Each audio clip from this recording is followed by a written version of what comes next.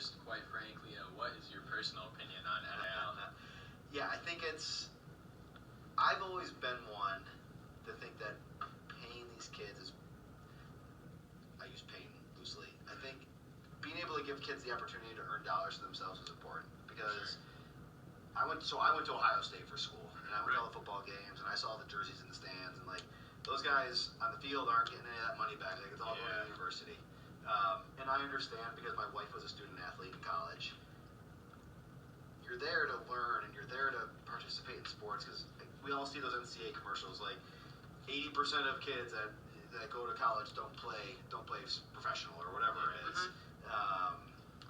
And that's right. Like that's an accurate statement. Like the people that are playing tennis and playing volleyball and doing track and field and most of the guys playing football and basketball even like they're not going pro. Like they're not like they're going into the business world. Like those are our future leaders of tomorrow. Like just like you two guys. Like when you're going to college or going to the professional world. Like that's I think kind of what gets lost in all this because it is such a big monster that everyone's happy that these student athletes are going to be able to get paid for whatever they want to market themselves as.